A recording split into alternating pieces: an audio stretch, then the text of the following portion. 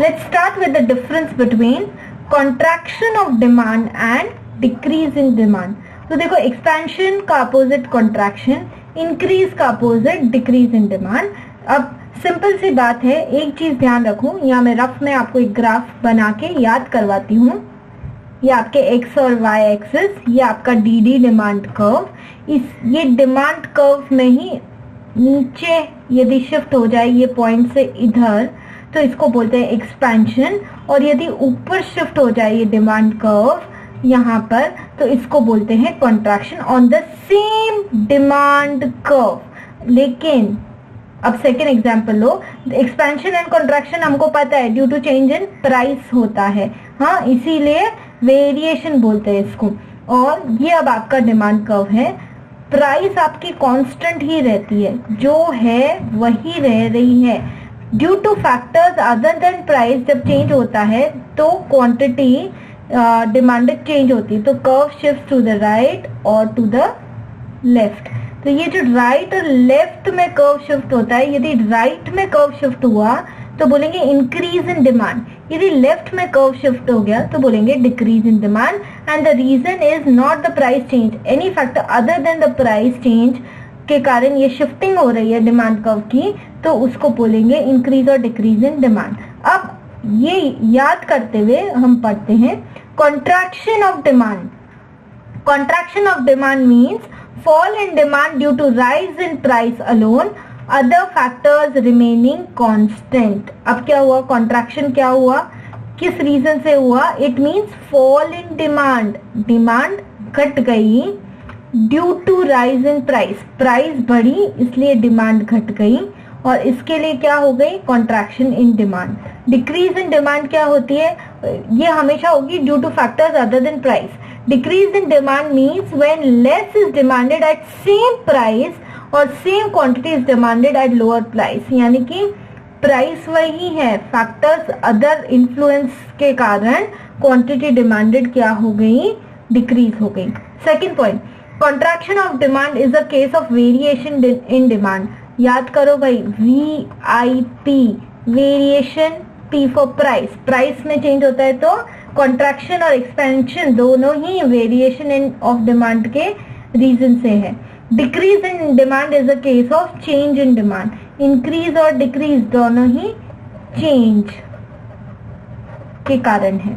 Third, contraction of demand is due to rise in price alone, सिर्फ price के कारण, जबकि डिक्रीज इन डिमांड क्या है, decrease in demand is due to decrease in income, decrease in population, decrease in price of substitute, increase in price of complementary good, कोई भी reason other than price change के कारण decrease in demand हो सकता है. Fourth, it is shown by downward movement along same demand curve, same demand curve पे है, जबकि a decrease in demand is shown by shift in demand curve to the left. Demand curve left में shift हुआ. मैं ये आपको example से भी मतलब ग्राफ से भी ड्रॉ करके बताती हूँ. ये आपके एक्स एक्सिस, ये वाई एक्सिस, ओके. यहाँ पर आ जाएगी आपकी प्राइस और यहाँ पर आ जाएगी क्वांटिटी. ये प्राइस, ये क्वांटिटी, ओके. अब लेते हैं कि एक डॉट, मान लीजिए कि P प्राइस है. So at P price the quantity demanded is what, the at P price say कि quantity demanded is Q, okay. Now price decreases, contraction of demand हुआ ना, तो fall in demand due to rise in price.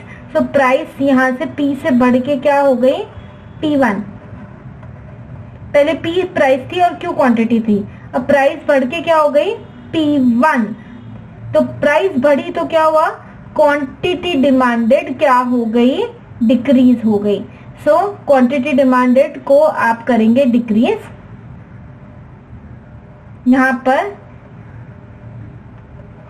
Q1 बराबर है. अब इसको हम पहले बनाते हैं.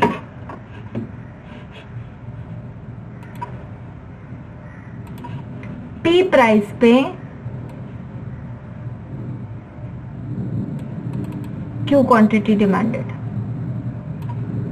ठीक है, प्राइस बढ़ गई, P1 हो गई, तो क्वांटिटी डिमांडेड प्राइस से अफेक्ट होती है, तो प्राइस बढ़ गया है तो क्वांटिटी डिमांडेड घट गया। ओके, अब दोनों पॉइंट्स को मैच करो इधर। ठीक है, तो ये मुझे क्या मिल गया, कर्व मिल गया, जिसका नाम क्या हो गया, DD डिमांड कर्व। पहले यहाँ पे पॉइंट था, P प्राइस थी तो Q क्वांटिटी, बराबर है। अब ये पॉइंट जाके यहाँ पे शिफ्ट हो गया, ऊपर शिफ्ट हो गया। क्यों, कॉन्ट्रैक्शन इन डिमांड, डिमांड कम हो गई, बराबर। क्यों, प्राइस बढ़ गई इसलिए, तो इसने अपवर्ड शिफ्ट दिखाया ये। तो अपवर्ड शिफ्ट जो हुआ उसको बोला मैंने कॉन्ट्रैक्शन ऑफ डिमांड। ठीक है, P प्राइस पे Q क्वांटिटी ले रहे थे, लेकिन प्राइस राइज के कारण क्वांटिटी डिमांडेड कम हो गई, सो पॉइंट ऊपर चला गया, तो अपवर्ड शिफ्ट को क्या बोला, कॉन्ट्रैक्शन इन डिमांड। अब एक और एग्जांपल लेते हैं, डिक्रीज इन डिमांड का। अब हम ग्राफ बनाते हैं, तो P प्राइस है, इंक्रीज और डिक्रीज इन डिमांड दोनों में ही प्राइस सेम रहता है। P प्राइस पे हम Q क्वांटिटी डिमांड कर रहे थे, यहाँ पर ले लेते हैं, Q क्वांटिटी डिमांड कर रहे थे। अब क्या हो गया, P प्राइस पे Q क्वांटिटी डिमांड कर रहे थे, अब प्राइस तो वही है तो भी मैंने क्वांटिटी डिमांड करना कम कर दिया। Q प्राइस सेम है और ये Q1 मेरी क्वांटिटी डिमांडेड हो गई due to other factors other than change in price. Price same ही है, प्राइस चेंज नहीं हुई है। इंक्रीज और डिक्रीज इन डिमांड दोनों ही for factors other than price. तो अब इसको प्लॉट करते हैं।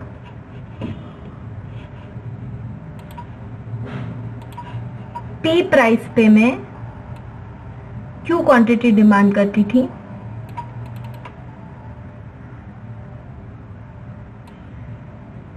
ओके। अब प्राइस सेम ही है, सेम प्राइस पे मेरी डिमांड घट गई तो Q से Q1 पे आ गई मैं, प्राइस तो सेम ही है, तो इसको क्या बोलेंगे, डिक्रीज इन डिमांड। तो डिमांड कर्व कैसे दिख रहा है अभी देखो, ये DD डिमांड कर्व था इधर, ये शिफ्ट हो गया टुवर्ड्स द लेफ्ट, ओके। तो ये जो डिमांड कर्व शिफ्ट हुआ है, ये पहले DD डिमांड कर्व इधर था, अब ये शिफ्ट होके इधर आ गया तो लेफ्ट में चला गया, तो मतलब बता रहा है decrease in demand,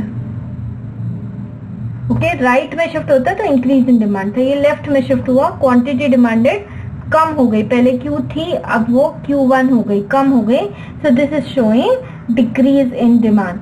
so this was the difference between contraction of demand and decrease in demand. Main point जो ध्यान रखना है, contraction of demand is due to change in price, जबकि decrease in demand is due to factors other than change in price. Price इसमें constant ही रहती है, और कॉन्ट्रैक्शन में सेम डिमांड कर्व में अपवर्ड मूवमेंट हो जाता है, डिक्रीज इन डिमांड में पूरा का पूरा कर्व ही शिफ्ट होके लेफ्ट में चला जाता है।